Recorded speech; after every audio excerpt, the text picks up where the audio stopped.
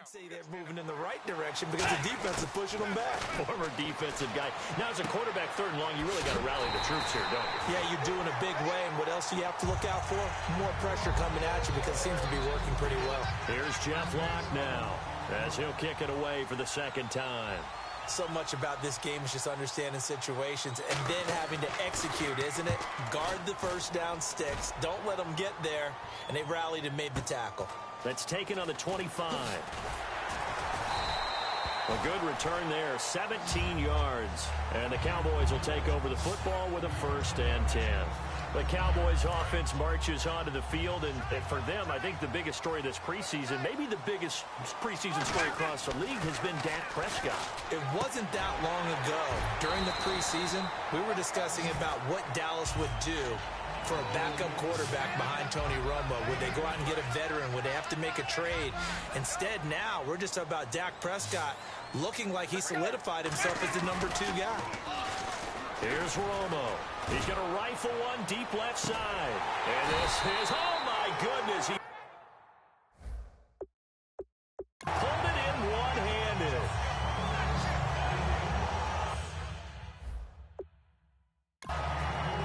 While it may seem like an every game occurrence,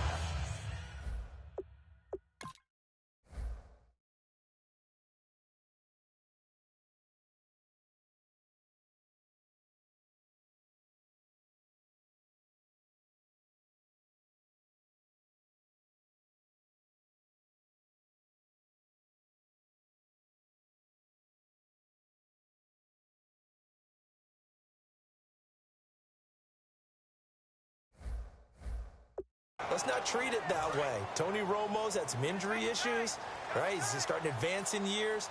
To watch what he and Des Bryant did in this game, yeah, that's a lot of fun. Yeah, when they do that, they're hard to stop. Yeah, they really are. Lots of connections, which means big-time offense, which usually leads to victory for their team.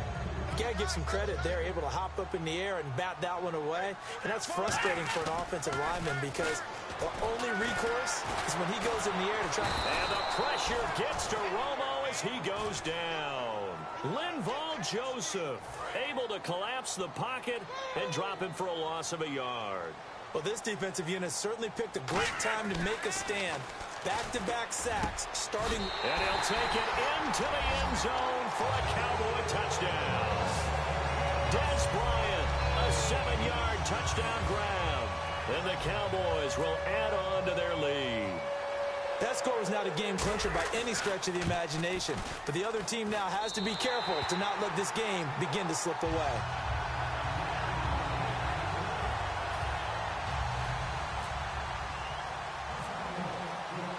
Bailey now to kick it away after the touchdown. That'll be taken in the end zone. And no run back here. This will be a touchback, and it comes out to the 25-yard line. Now the Minnesota offense set to take over again. And 3 and out on the last drive. No points on the scoreboard. A little soul-searching now? I would say so, and they need to help out their defense a little bit. They've had to be on the field a lot more than normal, put them in some tough spots. But what's the old adage? When you get another chance, it gives you a better chance to do it right. DeMarcus Lawrence in on the tackle. 2 minutes remain here in the first half. We're back to Arlington right after this timeout. Back now. As I search for my cue card here, there we go. Coming up at halftime, Larry Ridley will join us from Orlando. He'll have highlights and analysis from our first half of play. Well read. Oh, thank you. Call it a 1-yard gain on the play, and that's going to lead to a 3rd down. Looking to speed things up here, going with some tempo. Bridgewater from the gun on 3rd down. And complete, right side, the tight end Rudolph. And he'll get it up near the 35, right at the 34 here. One hallmark of good defenses is understanding the game. After reviewing the play, the line on the field is reversed. So the challenge comes in inside of 2 minutes, and it gets overturned. And it changes the whole format of what's... Now he's hit, and Bridgewater loses the football. Plays like this where the ball comes free, it's often unusual for the team that lost it to get it back because This is the quarterback. The ball gets away from him. Everyone else is trying to execute what they're supposed to do on offense. They're usually looking in the other direction, downfield, or have moved away from him. In this case, though, a teammate is able to come up with the ball. A good pick up there of 20 yards. That coach is always harp on the quarterback reading the defense and getting it to the open man. That's good recognition there. And how about what he did after the catch? Yeah, hit your tight end, let him get some rack. Yeah, when he gets moving, not many guys want to come over and put a hit on him, do they? And his throw's going to be incomplete. Offense looking to avoid a 3rd and long. It's 2nd and 10.